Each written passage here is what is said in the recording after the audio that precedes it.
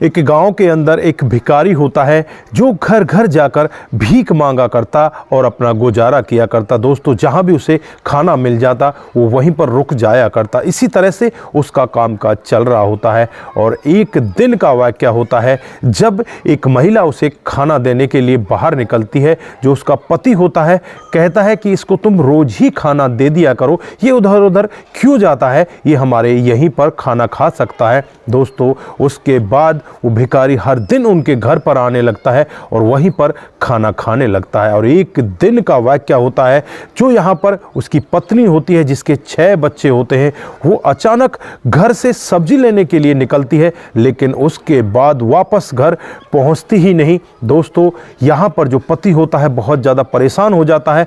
परेशान होकर नज़दीकी थाने में पहुँच जाता है। वहाँ जाकर अपनी पत्नी की गुमशुदगी की रिपोर्ट दर्ज कराता है।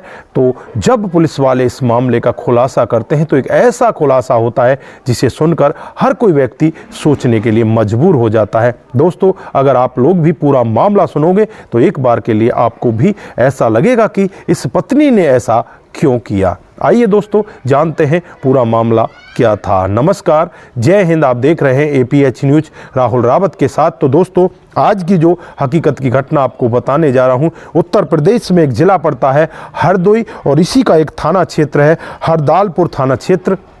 यहाँ पर एक लड़का जिसका नाम राजू होता है, जिसकी उम्र लगभग 38 साल होती है। दोस्तों, 3 जनवरी 2025 का मामला होता है जब वो नज़दीकी थाने हरदालपुर में पहुँचता है और जो वहाँ के दरोगा होते हैं, कोतवाल साहब होते हैं राजदेव मिश्रा जी, उनसे जाकर गुहार लगाता है कि साहब, 3 जनवरी की सुबह 9 से 10 बजे के बीच मेरी पत्नी घर से निकलकर सब्जी लेने के लिए गई थी, लेकिन अभी तक वो वापस नहीं आई है। साहब, उसे ढूंढ लाइए। मेरे 6 बच्चे हैं, मैं बहुत ज़्यादा परेशान हूँ, मेरे बच्चे बहुत ज़्यादा मुझे परेशान कर रहे हैं और उसका कहीं अता पता नहीं लग रहा है। दोस्तों, यहाँ पर जो पुलिस वाले होते हैं राजदेव मिश्रा जी, वो कहते हैं कि ठीक है, हम आपकी पत्नी को ढूंढ लाएंगे।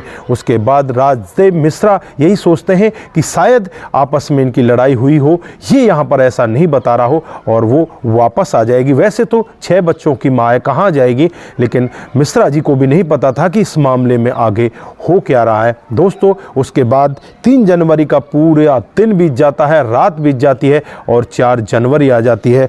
जो यहाँ पर राजू की पत्नी होती है उसके घर पर नहीं पहुँचती। अब राजू फिर से परेशान होकर उसी थाने में पहुँच जाता है और दरोगा साहब से गुहार लगाने लगता है कि साहब, मेरी पत्नी को ढूंढ दीजिए, मेरे बच्चे बहुत ज़्यादा परेशान हैं। और एक बात और है, मेरे घर से लगभग 1.5 लाख रुपए भी चोरी हो चुके हैं। जो हमारे घर में जेवरात है, सोना है, वो सब भी चोरी हो चुका है। मैंने अभी एक भैंस को बेचा था, उसके कुछ पैसे आए थे, कुछ और पैसे मेरे पास रखे थे। लगभग 1.5 लाख रुपए की नगद राशि हमारे घर में थी, वो राशि भी घर से गायब हो चुकी है। घर के जो जेवरात हैं वो भी तिजोरी में नहीं है, वो भी गायब हो चुके हैं। दोस्तों, अब यहाँ पर जो पुलिस के दरोगा साहब होते हैं उनको भी शक होने लगता है कि शायद फिर कुछ ना कुछ दाल में काला है। दोस्तों, उसके बाद यहाँ पर राजू कहने लगता है कि गांव का ही एक भिखारी है जिसका नाम नन्हे पंडित है, वो भी यहाँ से गायब हो चुका है। उसके बाद जो पुलिस वाले होते हैं नन्हे पंडित के जो नंबर होता है उसकी CDR रिपोर्ट निकालते हैं। उससे पता चलता है कि नन्हे पंडित तो यहाँ पर इसकी पत्नी से काफ़ी सारी बातचीत किया करता है। अब यहाँ पर उसकी लास्ट लोकेशन निकाली जाती है। तो तीसरे दिन यानी कि 5 जनवरी को नन्हे पंडित को और उसी के साथ यहाँ पर राजू की पत्नी को गिरफ्तार कर लिया जाता है। जब इनसे पूछताछ की जाती है तो यहाँ पर जो राजू की पत्नी होती है एक ऐसा खुलासा करती है जिसे सुनकर हर कोई व्यक्ति सोचने के लिए मजबूर हो जाता है। जो राजू की पत्नी होती है वो कहने लगती है कि काफ़ी दिन पहले हमारी शादी होती है और शादी के बाद मैं अपने पति के साथ रहने लगती हूँ, लेकिन मेरा पति कभी भी मुझे उस तरह का सुख नहीं दे पाया जिस तरह का सुख ये नन्हे पंडित मुझे दे रहा था। नन्हे पंडित हमारे घर पर आता है, मेरे हाथ को देखता है, वो यही कहता है कि तुम्हारे भविष्य में तो दूसरा पति लिखा है और तुम इसको छोड़ दो और तुम्हारा भविष्य आगे बहुत अच्छे बेहतर तरीके से कटेगा। और फिर यहाँ पर मुझे लगा कि नन्हे पंडित से बेहतर और कौन हो सकता है। फिर मैं उसके साथ बातचीत करने लगती हूँ। धीरे धीरे बातचीतों का सिलसिला इस कदर आगे बढ़ता है, एक दिन हम दोनों यहाँ से भागने का निर्णय ले लेते हैं और यहाँ से भाग कर चले जाते हैं। और आज मैं उसके परिवार को छोड़कर आ चुकी हूँ हूँ, ना तो मुझे उसके बच्चों में कोई दिलचस्पी है, ना ही मुझे अपने पति में कोई दिलचस्पी है। मैं अपने पति को छोड़कर इस नन्हे पंडित के साथ रहना चाहती हूँ।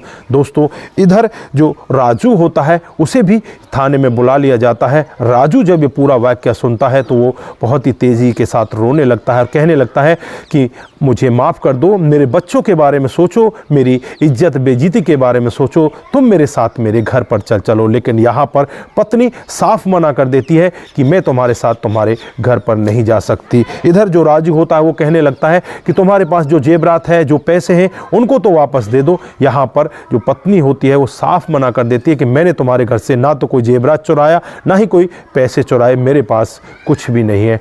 अब यहाँ पर जो पुलिस वाले हैं वो भी एक तरह से बीच में फंस गए कि अब किया जाए तो क्या किया जाए। जो पत्नी है वो अपने पति के साथ नहीं जाना चाहती, अपने बच्चों के साथ नहीं जाना चाहती, वो नन्हे पंडित के साथ रहना चाहती हैं। अब इसमें आगे होने वाला क्या है, ये भी सोचने वाली बात है। दोस्तों, यहाँ पर जो राजू होता है वो अपनी पत्नी के साथ उस तरह से अच्छे से बात नहीं करता, उसके साथ कई बार मार पिटाई भी किया करता। इन सब बातों से परेशान होकर पत्नी यहाँ पर जो नन्हे पंडित है, भिखारी है, उसके पास चली जाती है और उसी के साथ रहने लगती है। दोस्तों, फिलहाल ये बात इस तरह से वहाँ पर घूम रही है कि इस मामले में आगे होगा क्या। दोस्तों, इस मामले में जो भी आगे कहानी निकल कर आती है वो भी जल्द ही हम आपके साथ लेकर हाजिर हो जाएंगे। फिलहाल के लिए बस इतना ही। दोस्तों, यहाँ पर मैं सभी शादीशुदा लोगों से यही कहना चाहता हूँ कि अपनी पत्नी के साथ आप थोड़ा सा टाइम ज़्यादातर व्यतीत करें और उनके सुख दुख के बारे में आप उनके साथ हमेशा